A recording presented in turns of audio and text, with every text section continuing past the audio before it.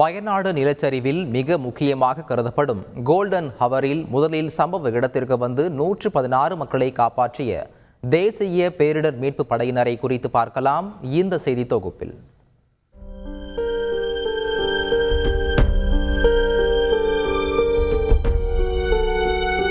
நாட்டையே அதர வைத்த நிலச்சரிவு சம்பவத்திலிருந்து கொஞ்சம் கொஞ்சமாக வயநாடு மீண்டு கொண்டிருக்க அதற்காக அரும்பாடுபட்டு வருகின்றனர் மீட்பு படையினர்.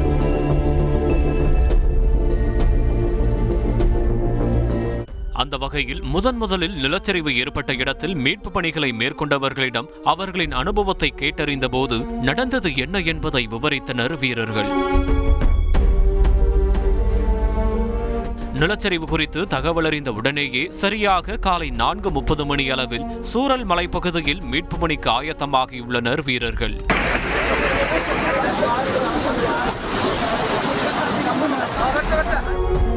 சம்பவம் நடந்து சில மணி நேரமாகிய நிலையில் அந்த கோல்டன் ஹவர்ஸில் அனைவரையும் மீட்டெடுக்க விரைந்துள்ளனர் வீரர்கள்.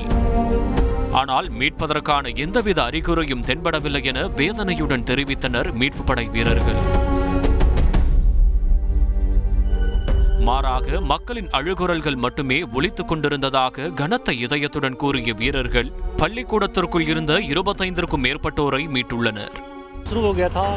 நிலச்சரிவு நடந்த அன்னைக்கு ஆத்துல அந்த பக்கம் 70 பேர் சிக்கியிருந்தாங்க. அவங்கள பார்த்த உடனே நாங்க இந்த பக்கத்துல இருந்து கயிறை தூக்கி வீசணும். அப்ப அந்த பக்கம் இருந்த 5 பேர் தைரியமா ஆத்துல இறங்கி கயிறை எடுத்து மரத்துல கட்டுனாங்க. அதுக்கப்புறம் தான் எங்க டீமோட அவதார் குஜால் முதல் ஆளா அந்த பக்கம் உயிரை பணைய வச்சு ஆத்த கடந்து போனாரு. அப்புறம் ஒவ்வொருத்தரையா நாங்க மீட்டோம். இப்படி முதல் நாள்ல மட்டும் 116 பேரை காப்பாற்றணும். பின்னர் முண்டகை செல்லக்கூடிய பகுதியில் தப்பி பிழைத்தவர்கள் சிலர் நின்று கொண்டிருக்க சுமார் 70க்கும் மேற்பட்டோரை மீட்டுள்ளனர்.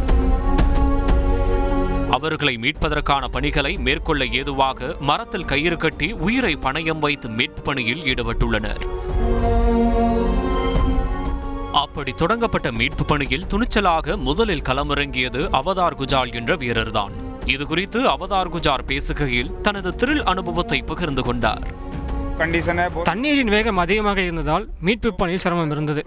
ஒரு பக்கத்திலிருந்து மறுபக்கத்தில் உள்ள மரத்தில் கயிறு கட்டி அதன் மூலம் மீட்பு பணிகளை மேற்கொண்டோம். இப்படியே பலரை மீட்டோம். இப்படி அந்த ஒரு நாள் மட்டும் 116 பேர் வரை உயிருடன் மீட்டதாக பெருமிதம் தெரிவிக்கும் மீட்பு படை வீரர்கள் தொடர்ந்து திட்டமிட்டு துரிதமாக மீட்பு பணிகளை மேற்கொண்டு வருவதாகவும் தெரிவித்தனர். கொடுந்துயரில் சிக்கியுள்ள வயநாட்டை மீட்டு வரும் வீரர்களுக்கு சல்யூட் அடித்து வருகின்றனர் பொதுமக்கள். தந்தி டிவி செய்திகளுக்காக வயநாட்டிலிருந்து செய்தியாளர் கார்த்திக்.